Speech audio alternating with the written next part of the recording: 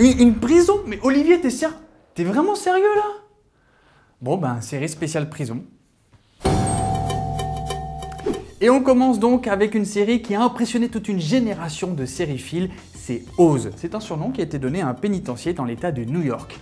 Bienvenue en enfer. Au cœur de cette prison, Tim McManus crée une section expérimentale appelée Emerald City qui vise à donner aux prisonniers de meilleures conditions de détention pour aider à leur réinsertion future. Sauf que l'expérience n'est pas concluante et l'unité devient un lieu de violence et d'horreur. Créée à la fin des années 90 par Tom Fontana, Oz est une série qui ose tout et qui montre tout.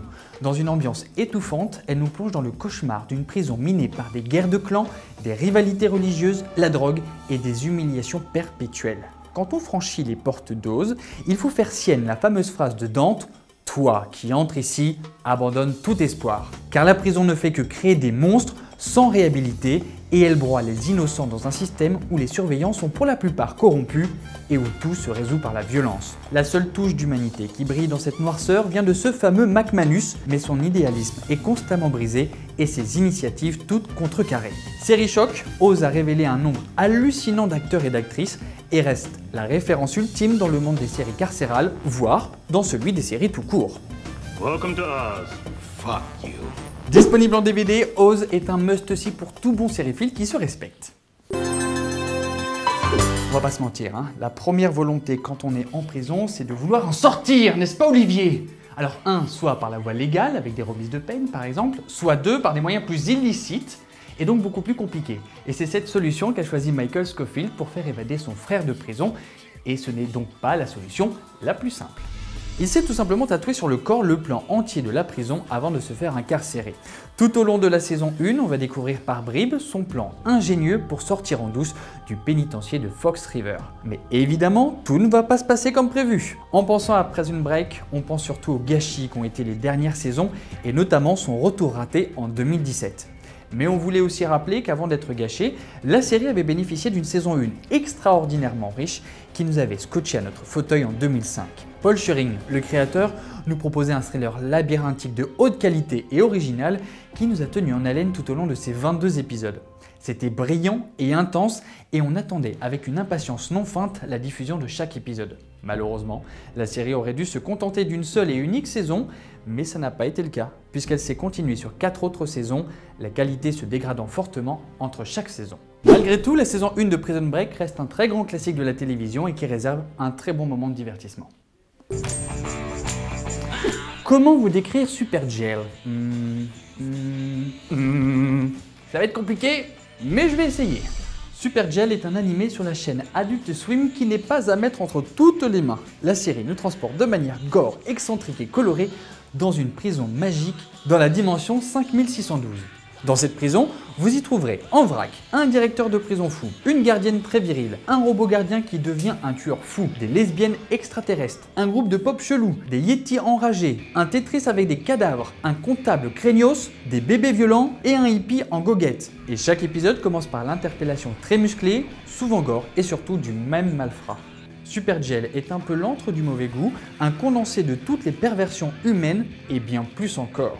C'est totalement extravagant, souvent bien dégueulasse, parfois incompréhensible, mais c'est un bijou d'humour noir qu'on pourrait qualifier de défouloir psychédélique. Hands up, sweet cheeks. Les épisodes sont très courts, une petite dizaine de minutes, et la série compte pour l'instant 4 saisons de 10 épisodes, totalement inédits en France. Vous me faites vraiment peur, monsieur, hein. Vous venez d'où? D'Argentine.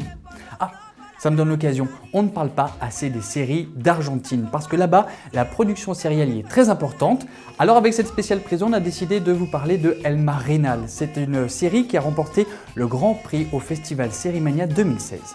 La série raconte l'histoire de Pastor, un flic paumé piégé par un juge et envoyé dans la prison de San Onofre. Sa mission? Se fondre parmi les détenus et trouver qui a enlevé la fille de ce fameux juge. Il va devoir à la fois cacher sa véritable identité, s'imposer dans cette jungle et enquêter pour pouvoir retrouver la fille et sa liberté. Au-delà de l'aspect thriller apporté par le kidnapping, El Mar Renal nous décrit surtout une prison surchargée où les détenus sont même obligés de dormir dans la cour, dans un bidonville de fortune et où certains détenus fixent eux-mêmes les règles. San Onofre est une ville dans la ville, une enclave sans foi ni loi et notre brave Pastor va devoir évoluer dans ce monde dont on n'imagine même pas qu'il existe. Notre seule bouffée d'oxygène viendra de l'assistante sociale Emma qui va tomber amoureuse du policier et l'aider dans sa quête. Tout est véreux, du simple détenu au directeur de la prison en passant par les matons. La prison est une pomme pourrie qui est bien loin de jouer son rôle de réinsertion. Elle devient juste un ghetto où règne la violence, la corruption et la magouille. On dit souvent qu'on reconnaît la qualité d'un pays à la qualité de ses prisons. L'image de l'Argentine en prend un sacré coup avec El Mar Renal. El Mar Renal est une série intense qui bénéficie d'un casting exceptionnel composé de gueules incroyables. Achetée par Netflix dans le monde, c'est Canal+ qui en France l'a diffusée et donc elle repasse régulièrement sur la chaîne cryptée ou via sa filière Canal+. Allons, on termine avec cette web-série The Cell. C'est une web-série comique sur la prison bien sûr, qui nous fait voyager dans l'espace, dans le temps, créée par Guillaume Lubrano et Fabien Haddad. Gaspard a une vie toute pourrie, mais elle va le devenir encore plus quand il va se faire arrêter pour détournement de fonds et être envoyé en prison. Sauf que cette prison n'est pas tout à fait comme les autres. Chaque fois que l'on ferme sa porte et qu'on l'ouvre, on voyage dans le temps et dans l'espace. Cette web-série de comédie va vous faire voyager avec beaucoup d'humour et le pauvre Gaspard va se retrouver face à des ninjas, des dinosaures, une jeune fille attirante et un vendeur d'aspirateurs un peu lourd. Pleine de références, The Cell sait se renouveler au fil des épisodes et nous propose un univers déjanté très plaisant à regarder. La série met du temps à se lancer, mais une fois que c'est le cas, c'est très drôle et bien réalisé.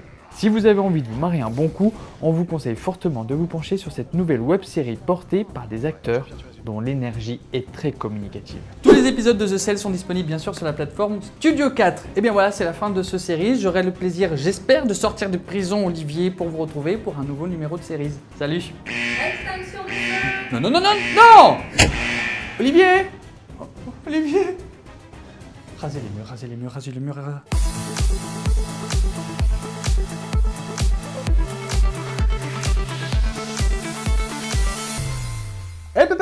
C'est pas encore fini. Si tu ne t'es pas abonné, c'est pas bien.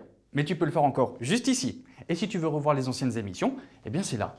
Et pour le lien de la web-série, c'est juste en dessous. À très bientôt les amis.